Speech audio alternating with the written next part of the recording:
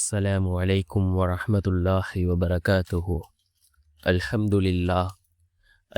لله الذي نحمده ونستعينه ونستغفره ونؤمن به ونتوكل عليه أما بعد. அன்பிற்குரிய அல்லாஹ்வின் நல்லடியார்களே, அன்பு சகோதரர்களே, நாம் தொடர்ச்சியாக பார்த்து வரக்கூடிய துஆக்களினுடைய திக்ருகளினுடைய தொகுப்பில் இன்று நாம் பார்க்க இருக்கின்ற விடயம் என்னவென்றால், இன்றைய தினம் வியாழக்கிழமை அசருடைய தொழுகையை தொழுதுவிட்டு நாம் இந்த துஆவை ஓதி அல்லாஹ்விடம் பிரார்த்தனை செய்வோம். இந்த துஆவை ஓதுவதன் மூலமாக அல்லாஹ் ஜல்ல சுப்ஹானஹு வ தஆலா நாம் நினைத்த காரியங்களை அல்லாஹ் மிகவும் எளிதாக பூர்த்தி செய்து தருகின்றான். நாம் அசருடைய தொழுகையை தொழுதுவிட்டு 333 தடவை இந்த திக்ரை ஓதி நாம் அல்லாஹ்விடம் பிரார்த்தனை செய்வோம். அப்படிப்பட்ட மிகச்சிறந்த ஒரு திக்ரை தான் நாம் இன்றைய வீடியோவில் பார்க்க இருக்கின்றோம். அன்பார்ந்த சகோதரர்களே, அல்லாஹ்வின் நல்லடியார்களே, நாம் இப்பொழுது ரமதானினுடைய மாதத்திலே இருந்து கொண்டிருக்கின்றோம்.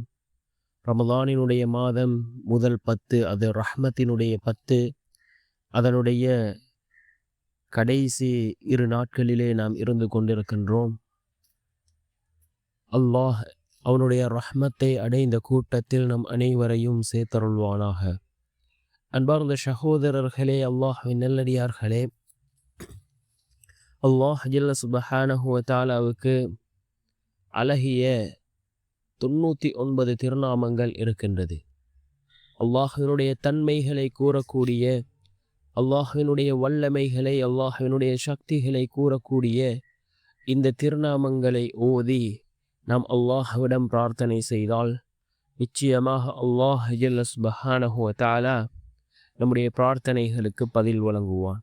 நாம் அல்லாஹ்விடம் உதவி தேடுகின்ற பொழுது அல்லாஹ்வினுடைய இந்த திருநாமங்களை கொண்டு நாம் அல்லாஹ்விடம் உதவி தேடுவோம். அல்லாஹ்வே குறிப்பிடுகின்றான், என்னை அழைக்கின்ற பொழுது என்னுடைய திருநாமங்களை கொண்டு என்னை அழையுங்கள் என்று அல்லாஹ் குறிப்பிடுகின்றான். அதிலே மிக முக்கியமான ஒரு திருநாமம், இந்த திருநாமத்தை நாம் 333 தடவைகள் ஓதி, இந்த எண்ணிக்கையில் ஓதி என்னுடைய இந்த தேவை நிறைவேற வேண்டும் என்ற இந்த நோக்கத்தில் நாம் ஓதுகின்றோமோ, அந்த நோக்கத்தை அல்லாஹ் மிகவும் எளிதாக நிறைவேற்றி வைக்கின்றான்.